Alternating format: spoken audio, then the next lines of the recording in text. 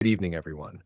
What I'm about to share with you tonight has the potential to completely reshape the way you understand this law, the way you interact with your subconscious mind, and the way you shape the world around you. I'm going to walk you through a principle so elegant, so fundamental, yet so consistently ignored that countless students of this teaching spend years grinding away at manifestation through raw willpower when there's a far more precise, far more effective method available to them. What I'm describing is mastery over your own mind, not influence over other people, not manipulation of your external world.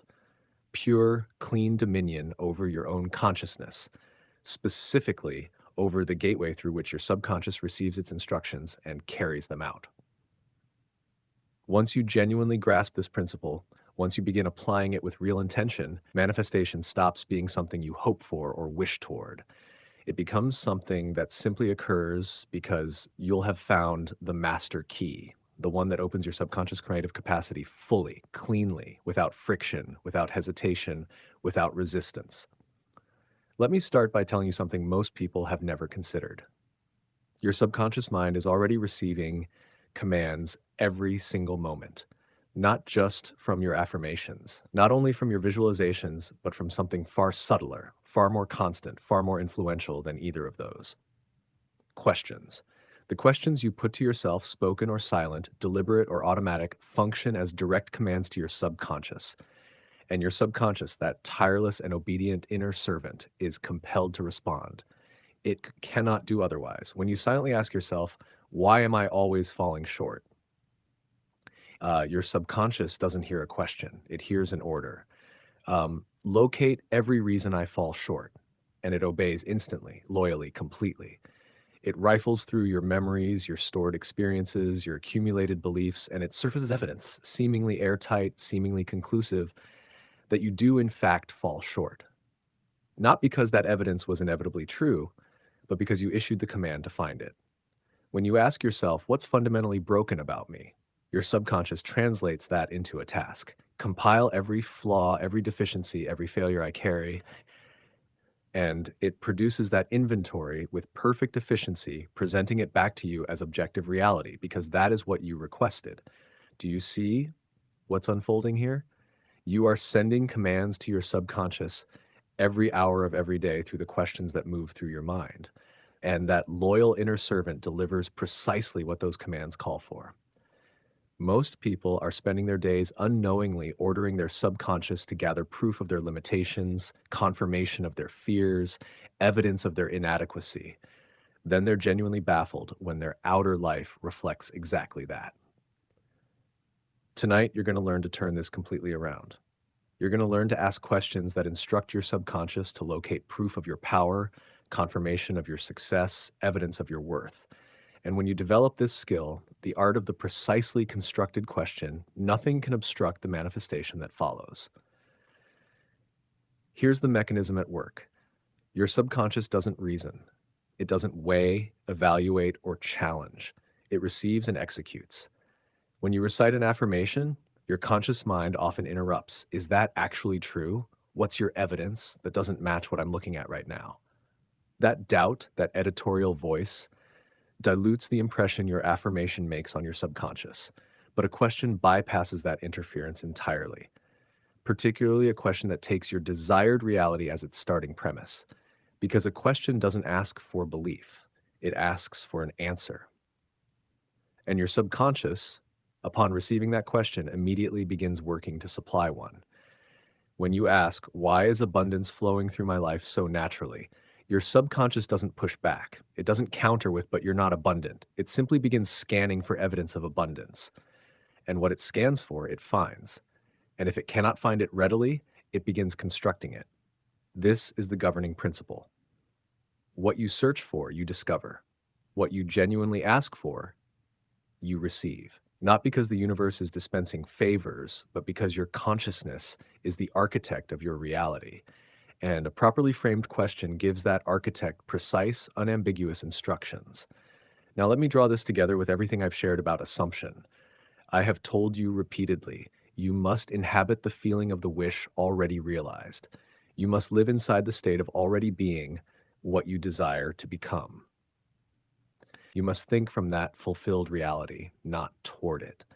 But here's the piece that nearly everyone overlooks. That very assumption can be encoded directly into a question.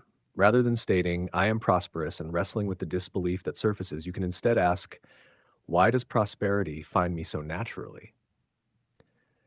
Feel what shifts. The statement, I am prosperous, invites resistance. No, you're not. Look at the evidence. But the question, why does prosperity find me so naturally, triggers a search. Let me locate the signs. Let me notice the flow. Let me recall the moments when this was true. In that searching, in that noticing, you are living inside the consciousness of prosperity. You are assuming abundance by the very act of forming the question. The question itself is an assumption in motion. When you ask, how did this come together so effortlessly for me? You are treating the outcome as already secured. You're assuming ease, assuming completion.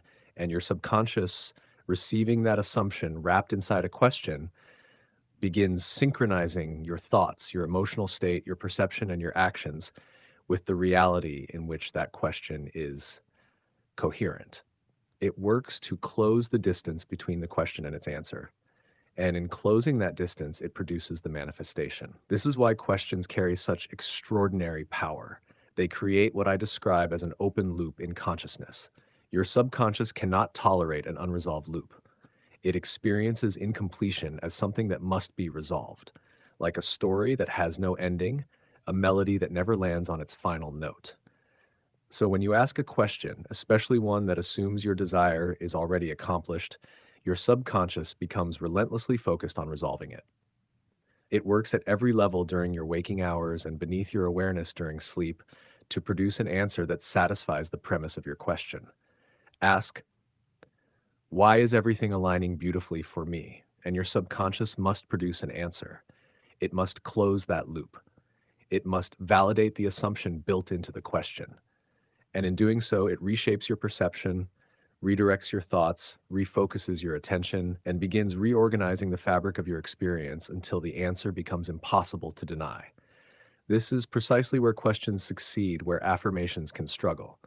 An affirmation can be rejected outright. I am successful. No, that's false. But a question cannot be rejected. It demands engagement. It demands a response.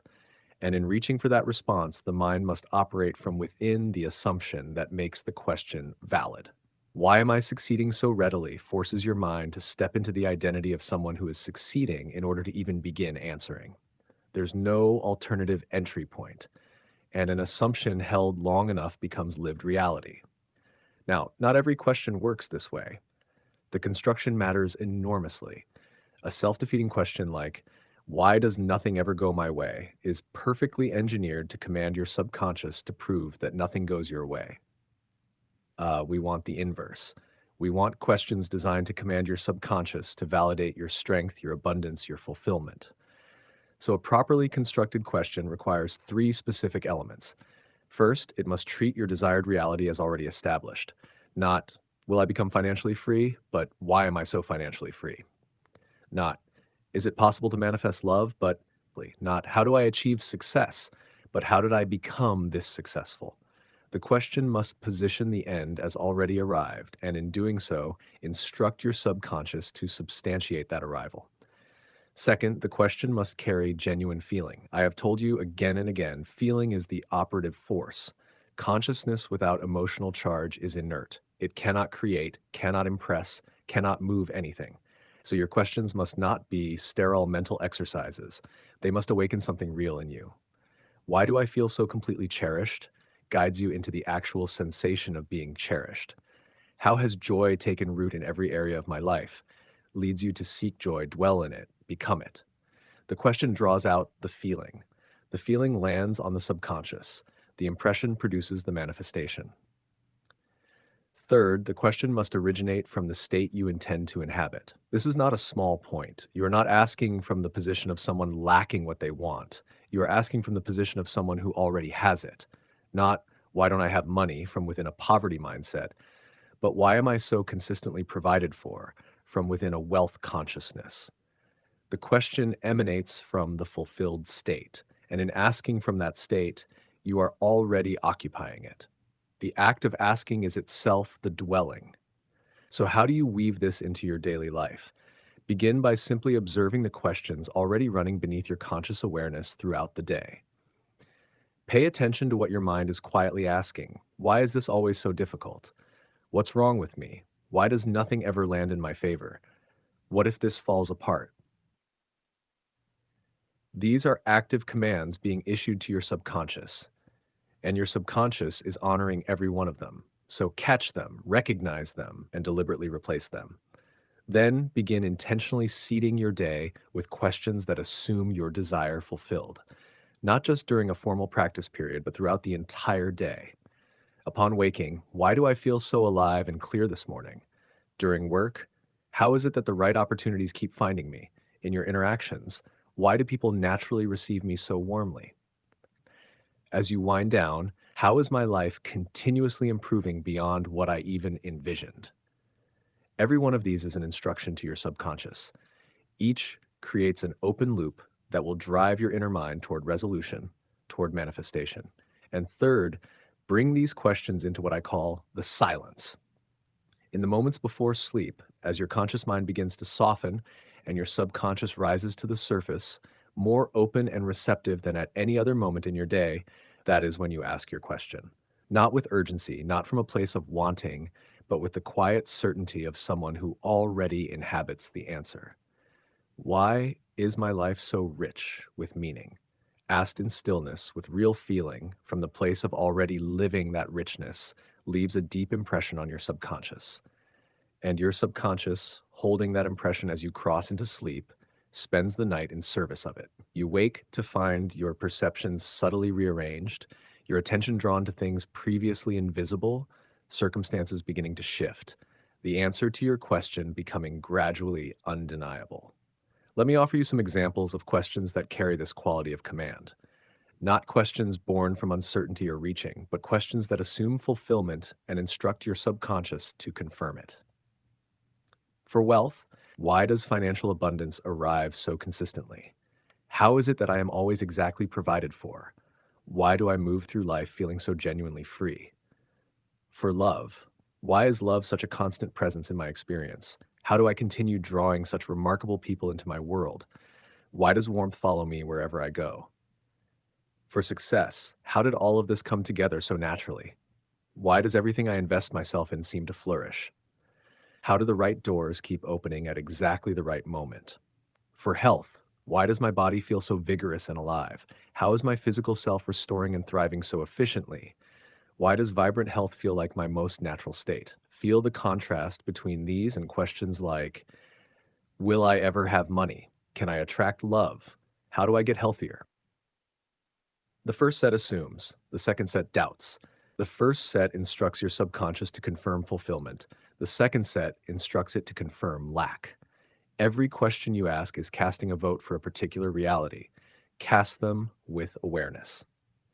Now, let me show you the most potent category of question, the one that doesn't merely change your circumstances, but transforms your identity itself. These questions don't ask about what you possess, they ask about who you are. Who am I now, living inside this kind of abundance? Who have I become that everything flows toward me this naturally? Who am I that others meet me with such genuine respect and warmth? These questions force your consciousness to actually inhabit a new identity, not aspire to it, not imagine it from a distance, but occupy it in order to respond. You cannot answer, who am I now, living inside such abundance, without stepping into the consciousness of someone who lives that way. And the moment you step into it to frame your answer, you are living in it. You are impressing that identity on your subconscious, and your subconscious, receiving that impression, sets about making it permanent. This is the deepest form of mind command available to you, directing which self your consciousness inhabits, because your inhabited identity always determines your reality, without exception. Now, you will ask these questions while your current circumstances appear to contradict them. You will ask, why is abundance everywhere in my life, while staring at a bank account that says otherwise? You will ask, why am I so deeply loved, while lying alone? You will ask, why is everything flowing beautifully, while facing genuine difficulty? And your conscious mind will raise an objection. This is dishonest. The question doesn't reflect what's actually here. Here's what you must hold on to. The question is not attempting to describe your present circumstances. It is issuing a command about your coming reality. You are not asking for information. You are delivering an instruction. Your subconscious has no investment in whether the answer currently exists in your physical world. It only knows that a question has been asked and an answer must be produced. So when you persist in asking, why does abundance flow to me so effortlessly, despite appearances of scarcity, your subconscious begins its search. It notices abundance where you previously missed it. It draws it toward you. It arranges conditions that call it forward.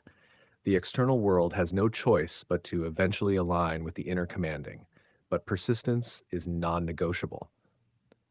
You must continue asking from the fulfilled state. You must hold the question as valid even when your eyes are showing you something different. Because the moment you allow your circumstances to dictate your questions, you return to asking, why do I never have enough? And your subconscious simply redirects to honor that command instead. Hold your questions, ask them daily, feel them fully, and watch your reality reconfigure itself around the answers. Let me leave you with one question. A single question that, if held with consistency and asked from the right internal state, carries the power to shift everything. Why is my life unfolding more beautifully than I ever thought possible? Consider what's embedded in that question.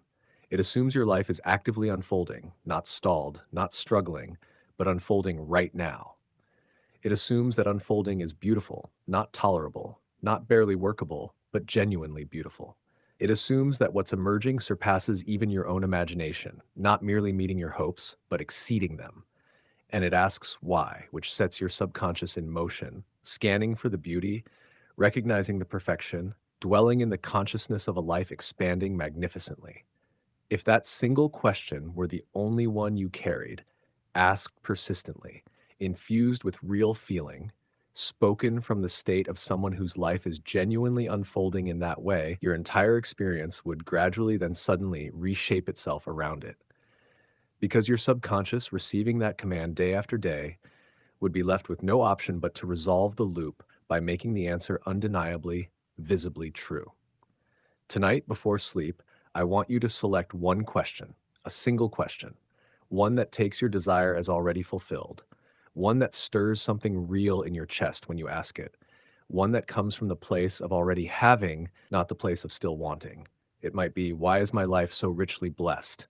Or, how is everything falling so perfectly into place? Or, why do I feel so completely at home in my own life? Whatever question pulls you naturally into the state you are claiming, take it with you into sleep. Ask it repeatedly as your awareness softens. Let it be the last thing your conscious mind holds before your subconscious takes over. Why am I so blessed? Why am I so blessed? Feel those words from the inside. Let them carry real meaning. Ask from the being of it, not from the wanting of it. And as that question saturates your consciousness at the threshold of sleep, your subconscious takes it as its task for the night. It searches, it rearranges, it builds, it moves things. All while you rest beneath any conscious awareness, it is working to close the loop, to find the answer, to make the assumed reality visible. And you wake to discover your world has shifted. Perhaps not all at once, perhaps in small but unmistakable ways, but shifting, moving, reorganizing itself to reflect the inner commanding you performed. Do this every night. One question held persistently, felt deeply, asked from the end, and observe what your life becomes. Your questions are the commands your subconscious obeys. Ask why you can't succeed, and you order proof of failure. Ask why you are so genuinely blessed, and you order proof of blessing. A properly formed question assumes the wish fulfilled, carries real emotional charge, and comes from the state you intend to live. Bring these questions into the silence before sleep. Hold them with consistency, and your subconscious has no alternative. It must answer by producing the reality your question has already assumed. If this teaching has opened something in you tonight, if it has given you a tool you can carry into tomorrow with real intention, then please subscribe to this channel so that none of what comes next passes you by. Every lecture shared here is designed to take you deeper, deeper, to give you more precision, more clarity, more command over the one instrument that shapes everything, your own consciousness. Subscribe now, and I will see you in the next one. Thank you, and good evening.